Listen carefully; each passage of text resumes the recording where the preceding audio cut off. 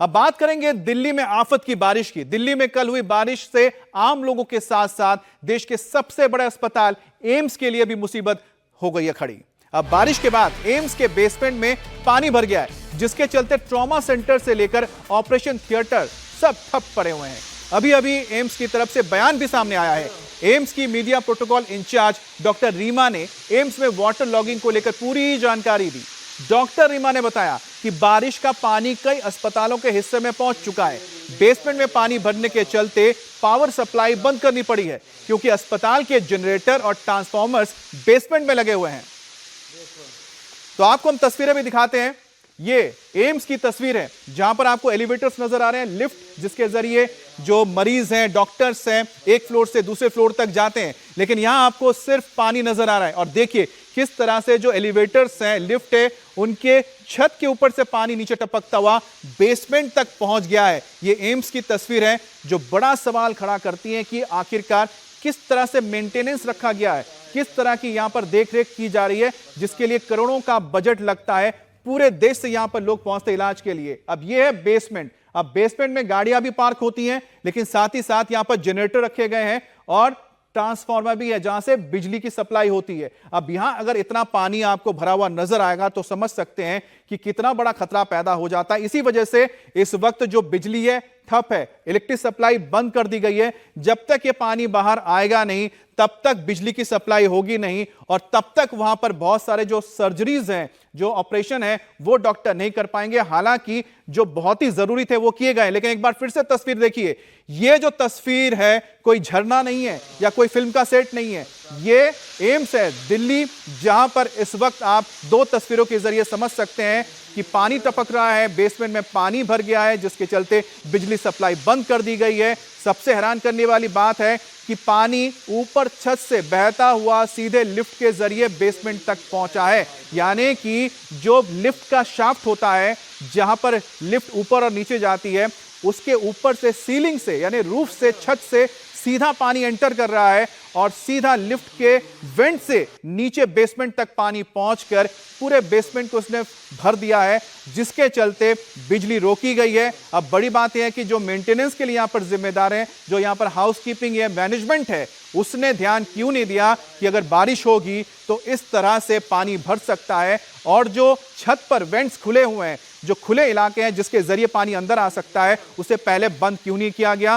क्योंकि अब इसका जो असर है मरीजों में पड़ा है। जो मरीज दूर दराज से आए हैं, जिनको सर्जरी करवानी थी, इलाज कराना था, वो बेइलाज या तो सड़कों में पड़े हैं या फिर वो अस्पताल में रहने के लिए इसलिए मजबूर हैं क्योंकि अब उनकी सर्जरी नहीं हो सकती है। कितने लोग दर्द में होंगे, कितने लोग व्यथा में होंगे, परिवार वाले चिंता में होंगे। लेकिन एक बारिश ने इस कदर इस अस्पताल की पोल खोली है कि जिसको देखकर कोई भी चौंक जाए, जिसका उदाहरण हर जगह दिया जाता है। एम्स, दिल्ली का एम्स, जिसे पूरे दुनिया में ख्याति मिली हुई है, अगर वहां पर इस तरह से मैनेजमेंट है, अगर वहां पर इस तरह से पानी भर जाता है, कुछ घंटे की बारिश यहां पर बाढ़ जैसे हालात पैदा कर दे, तो अपने आप में बड़ा सवाल है कि आखिरकार इसकी देखरेख करने वाले क्या कर रहे थे कि उन्हें इतना भी अंदाजा नहीं था, इतना भी इल्म नहीं था।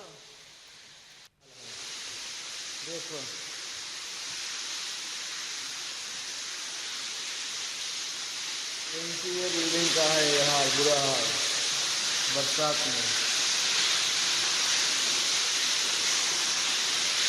ये देख रहे हो, देखो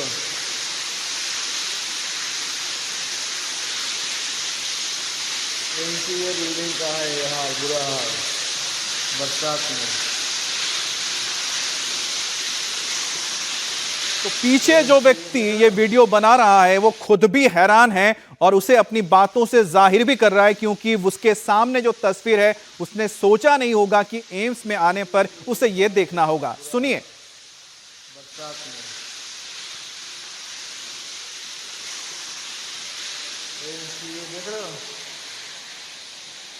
राजधानी दिल्ली में भीषण बारिश से पूरी दिल्ली प्रभावित हुई। सड़कों से लेकर दिल्ली एयरपोर्ट, दिल्ली के रेलवे स्टेशन और एम्स जैसी संस्था भी प्रभावित हुई।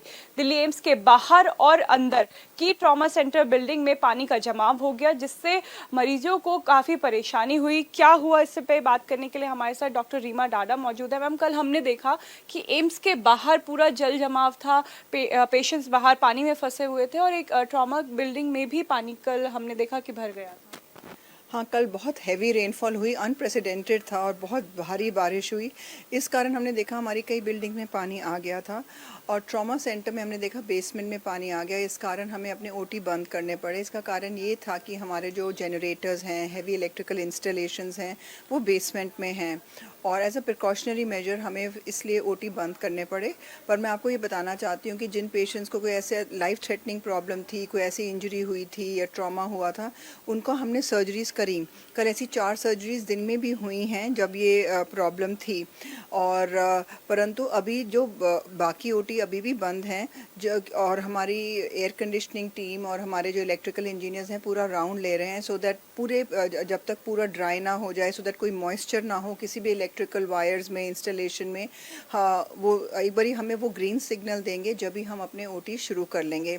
पर पूरी कोशिश रह रही है कि जिन पेशेंट्स की कोई लाइफ थ्रेटनिंग इश्यूज़ हैं उनको उसी वक्त अटेंड किया जाए। मैम, मैं आपसे समझना चाहूँगी कि जब एक बिल्डिंग में बिजली चली जाती है तो ना एसी काम करता है, ना पंखा काम करता है, ना कोई लाइट काम करती है और जनरेटर सपोर्ट भी उस समय जा चुका था। तो ऐसे में जो पेशेंट भर्ती थे या वेंटिलेटर पे थे, उनके साथ आपको क्या चैलेंजेस फेस करने पड़े? नहीं, डिफ़िकल्ट टाइम था क्योंकि जनरेटर्स क्योंकि बेसमेंट में थे, पानी था, उनको भी हमें बंद करना पड़ा था। डेफिनेटली थोड़ा सफोकेटिंग हो गया था और पेशेंट्स को अटेंड किया गया था। नए पेशेंट्स को हमने भर्ती उस वक्त थोड़ा सा रोक दिया था सो दैट कि वो कहीं और अभी सफदरजंग चले जाएं, परंतु उसके बाद हमने ले लिया और हम अटेंड कर रहे थे पेशेंट्स को। मैम, कारण क्या था बेसमेंट में पानी घुसने का? क्या इससे पहले प्रेडिक्ट नहीं किया गया था या फिर किस तरीके से पानी नहीं, वो पूरा इन्वेस्टिगेशन अब कर रहे हैं। हमारे डायरेक्टर ने भी कल राउंड लिया, एडिशनल डायरेक्टर ने भी राउंड लिया कि क्या फ्लॉ था बनने में या इलेक्ट्रिकल में या इंफ्रास्ट्रक्चर में, ये ऐसा क्यों हुआ सो दैट ये प्रॉब्लम फिर से कभी ना हो। अभी मैं आपसे आखिरी सवाल ये लूँगी कि अपडेट क्या है, क्या चीज़ें कभी काम कर रही हैं, कौन से डिपार्टमेंट इस समय वर्किंग है और क्या इस समय जो ट्रॉमा बिल्डिंग है एम्स की, वहाँ पे जो लाइट रिस्टोरेशन है वो हो चुका है? हाँ, लाइट रिस्टोर हो चुका है। केवल हमें अब वेट कर रहे हैं कि हमें हमारे इलेक्ट्रिकल वाले इंजीनियर्स और जो एयर कंडीशनिंग का प्लांट देखते हैं वो हमें बता दें कि it's all ready to function. उसी वक्त जैसे हमें वो ग्रीन सिग्नल मिलता है हमारे ओटी शुरू हो जाएंगे। जैसे हमारा न्यूरो सर्जरी में कल सुबह बंद किया गया था, वो इसलिए था क्योंकि एनडीएमसी में वहाँ वाटर लॉगिंग थी, उनकी लाइट चली गई थी, तो वो हमारी रिस्टोर हुई 4 बजे। उसके बाद फ्यूमिगेशन के बाद एसी हमारे ओटीज़ न्यूरो सर्जरी के फंक्शनल हुए।